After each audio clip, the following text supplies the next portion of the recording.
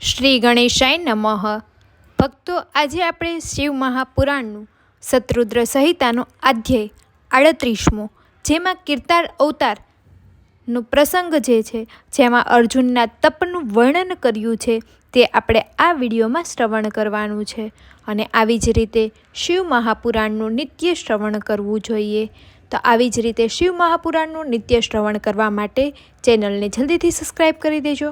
અને હા, કિરતાર અવતાર અર્જુનનું તપનું વર્ણન માં નંદીશ્વર બોલ્યા, અર્જુન પણ તે વેળા શિવરૂપ મંત્ર લીધા ત્યાં અતુલ તેજ ધારણ કરતો તેજસ્વી દેખાયો અને બધા પાંડવો પણ અર્જુનને જોઈને નિશ્ચય પામ્યા, આપણો અવશ્ય જય થવાનો છે, કેમ કે અર્જુનનું વિશાળ તેજ દેખાય છે. વ્યાસના વચનથી જણાય છે કે આ કાર્ય તારાથી જ સાધી શકાશે, બીજાથી કદી નહીં સધાય. માટે તું જીવન સફળ કર, એમ અર્જુનને કહી તે પાંડવો વિરહને લીધે ઉત્સુક તથા ભયભીત થઈ અર્જુનને તપ માટે મોકલવા ઈચ્છતા ન હતા, છતાં તેમણે આદરથી અર્જુનને ત્યાં વિદાય આપી હતી. તે વેળા તે પવિત્રતા દ્રૌપદી દુઃખયુક્ત થઈ આંખના આંસુ રોકીને વિદાય આપી શુભ વાક્ય બોલી. દ્રૌપદી બોલી, હે રાજન, વ્યાસે જે ઉપદેશ કર્યો છે તે તારા માટે કાળજીથી પાળવો, તમારો માર્ગ શુભદાયક થાવો અને શંકર તમારું કલ્યાણ થાવો. અર્જુનને આદરથી વિદાય આપ્યા પછી તે બધા પાંડવો ત્યાં જ રહ્યા.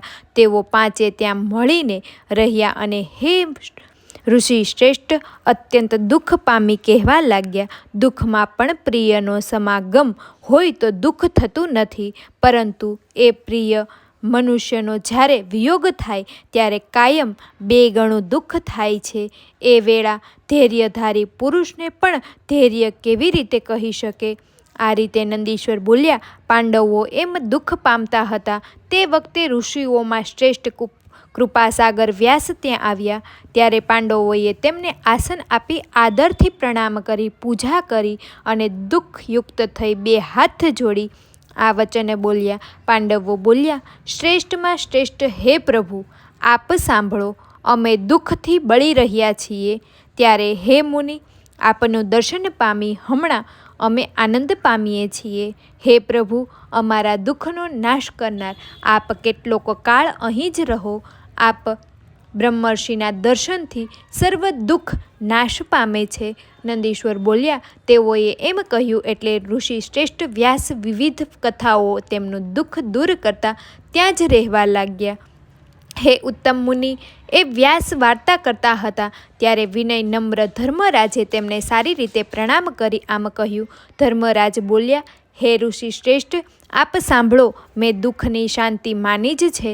હે મહાન વિદ્વાનો પ્રભુ, હું આપને પૂછું છું તે આપે કહેવા યોગ્ય છે, આવું દુઃખ પહેલાં કોઈ પામ્યો છે કે ફક્ત એમ જ આવું દુઃખ પામ્યા છીએ, બીજો કોઈ પામ્યો જ નથી? વ્યાસ બોલ્યા, નિષેધ દેશનો નળ નામનો રાજા પૂર્વે થઈ ગયો છે, તે મહાત્માને તમારા કરતાં પણ અધિક દુઃખ થયું હતું. હરિશ્ચંદ્ર રાજાએ અતિશય મોટું દુઃખ થયું હતું. તે તો ખાસ કહી શકાય તેવું નથી, કેમ કે તે બીજાને સાંભળનાર પણ શોક ઉપજાવે તેવું છે. તમે જ હે પાંડુપુત્ર શ્રી રામચંદ્રને પણ આવું જ દુઃખ થયું હતું.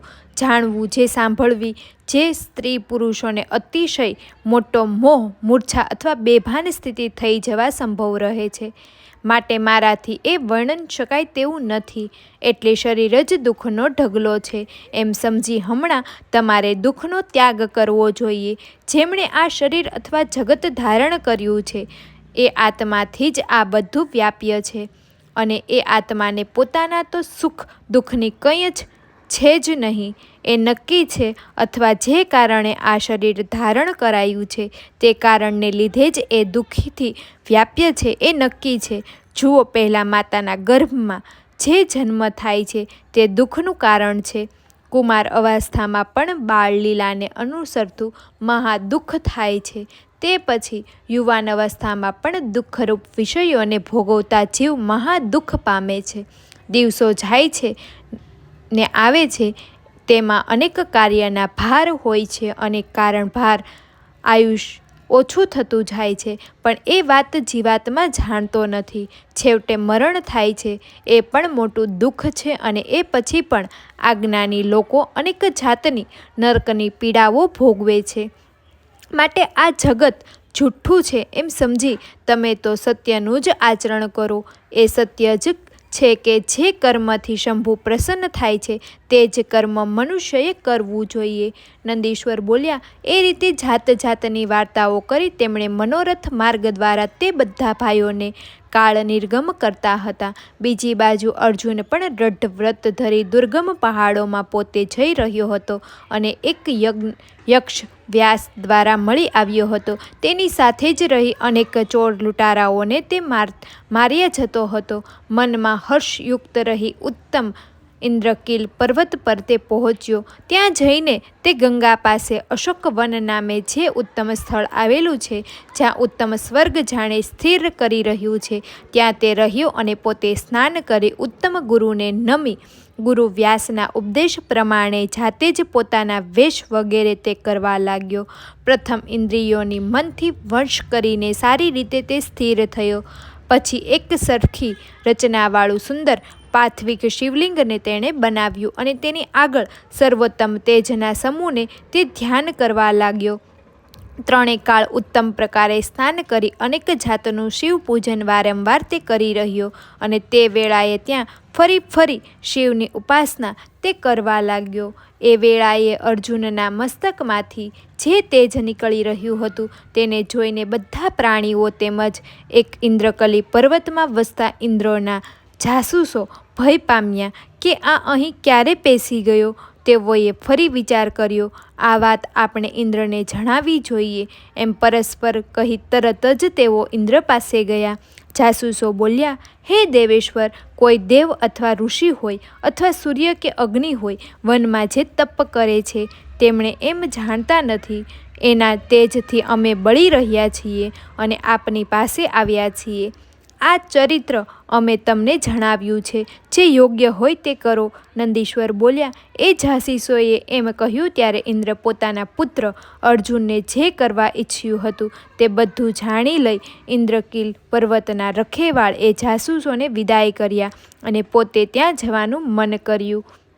હે શ્રેષ્ઠ બ્રાહ્મણ, એ ઇન્દ્ર બ્રહ્મચારી વૃદ્ધ બ્રાહ્મણ બની તે અર્જુનની પરીક્ષા કરવા ત્યાં ગયા. ત્યારે પાંડવ અર્જુન તેને આવેલા જોઈ તેની પૂજા કરી અને સ્તુતિ કર્યા પછી તેને આગળ ઊભા રહ્યા. આપ ક્યાંથી આવો છો એ હવે કહો એમ તેમણે કહ્યું. પછી ઇન્દ્ર તેના ઉપરથી પ્રતિપૂર્વક તેની પરીક્ષા કરવા ગર્વવાળું આવું વાક્ય તે અર્જુનને કહ્યું. બ્રાહ્મણ બોલ્યો, હે તાત, હમણાં અહીં નવી ઉંમરમાં તું તપ કેમ કરે છે? આ તારું તપ શું મુક્તિ માટે છે અથવા જય માટે છે કે હર કોઈ પદાર્થ માટે છે? ત્યારે નંદીશ્વર બોલ્યા, એમણે તેમ પૂછ્યું ત્યારે અર્જુને બધું પોતાનું વૃત્તાંશ તેમને જણાવ્યું. એટલે તે સાંભળી ફરી તે બ્રાહ્મણ આ વાક્ય કહ્યું. બ્રાહ્મણ બોલ્યો, હે વીર, સુખ મેળવવા માટે ક્ષત્રિય ધર્મ પ્રમાણે તું જે તપ કરે છે તે યોગ્ય નથી. માટે હે શ્રેષ્ઠ, તું મુક્તિ સારું તપ કર.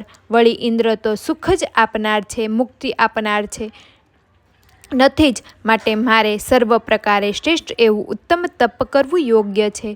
નંદીશ્વર બોલ્યા, તેમનું એ વચન સાંભળી અર્જુન તો તે વેળા ક્રોધ કર્યો. ઉત્તમ વ્રતવાળા તેણે એ વચનનો અનાદર કરી વિનય નમ્ર થઈ તેના પ્રત્યે કહ્યું. અર્જુન બોલ્યા, તમે આ શું બોલી રહ્યા છો? આવું આ તપ રાજ્ય માટે કે મુક્તિ માટે હું કરતો નથી. કેવળ વ્યાસના વચનથી જ આ તપ હું કરું છું. હે બ્રહ્મચારી, અહીંથી તમે જતા રહો. તમે મને તપથી પાડવા ઈચ્છો છો. તમારે બ્રહ્મચારીમાં આમાં શું પ્રયોજન છે? નંદીશ્વર બોલ્યા, એમ તેમણે કહ્યું એટલે ઇન્દ્ર પ્રસન્ન થયા. તેણે પોતાનું ઉપકરણ, હથિયાર વગેરે સહિત પોતાનું અદ્ભુત સુંદર રૂપ દેખાડ્યું. ત્યારે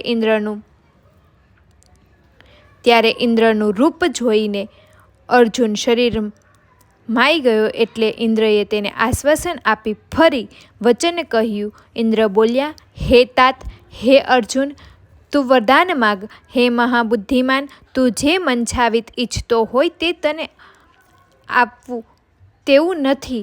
ઇન્દ્રનું તે વચન સાંભળી અર્જુન તે વખતે કહ્યું, હે તાત, શત્રુઓથી સર્વ પ્રકારે હેરાન થયેલા મને વિજય આપો.